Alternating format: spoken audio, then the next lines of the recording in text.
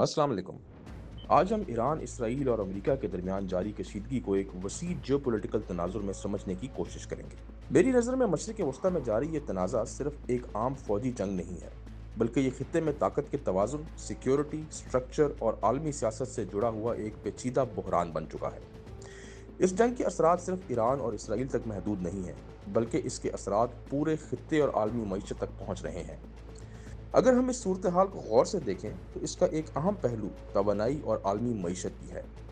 जंग के आगाज के साथ ही तेल की कीमतों में तेजी से इजाफा देखा गया, जिससे आलमी मार्केट में बेचैनी पैदा हुई।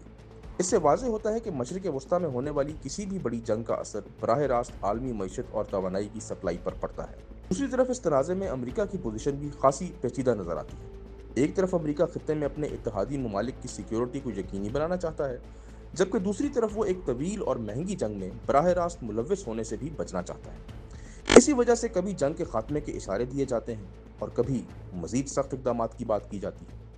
हकीकत यह है कि अमरीका एक मुश्किल सूरत हाल में है। एक तरफ वो जंग को ज़्यादा लंबा नहीं करना चाहता, क्योंकि इससे तेल की कीमतें बढ़ती हैं और आलमी मौशी दबाव में इजाफा होता है। दूसरी तरफ अगर अमरीका बगैर वाज़ेह कामयाबी के जंग ख़त्म करता है तो इससे मशरिक़ वस्ता में उसके असर व रसूख और इत्तेहादियों का एतमाद कमज़ोर हो सकता है। इसी तनाजुर में देखा जाए तो ये भी समझ आता है कि अमरीका ईरान के सुप्रीम लीडर के कत्ल को अपनी एक बड़ी कामयाबी के तौर पर पेश करने की कोशिश कर रहा है। ताहम इसके साथ वो बार बार ये भी कहता रहा है कि इसका असल मकसद ईरान की जौहरी और बैलिस्टिक मिसाइल सलाहियत को महदूद या ख़त्म करना है। ईरान के नुक्ता नज़र से देखा जाए तो ये मामला सिर्फ दिफा का नहीं बल्कि बका और ताकत के तवाज़ुन का भी है।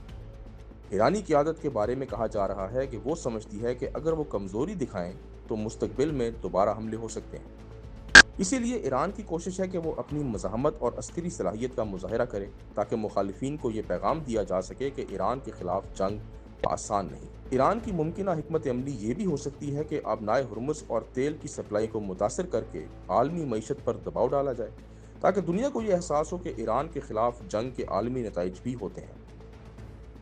इसी तरह ईरान ये पैगाम देना चाहता है कि उसके खिलाफ किसी भी जारहियत की कीमत सिर्फ खित्ते को नहीं बल्कि पूरी दुनिया को अदा करना पड़ सकती है। इस पूरे बहरान का सबसे बड़ा खदशा ये है कि अगर ये तनाज़ा मजीद फैलता है तो ये सिर्फ एक इलाकाई जंग नहीं रहेगा, बल्कि एक बड़े बैनुल-अक़वामी बहरान में तब्दील हो सकता है। खलीजी ममालिक, आलमी ताकतें और तवानाई की सप्लाई लाइन्स इस तनाज़े से बराह रास्त मुतासिर हो सकती हैं। मेरी राय में इस वक्त दुनिया को सबसे ज़्यादा ज़रूरत कशीदगी कम करने की और सफारती हल तलाश करने की है, क्योंकि एक तवील जंग न सिर्फ खित्ते बल्कि पूरी दुनिया के लिए मौशी और सिक्योरिटी के नए मसाइल पैदा कर सकती है।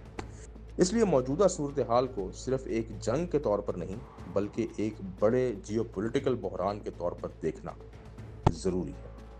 अपने गिरदो नवाह के लोगों का ख्याल रखें। शुक्रिया।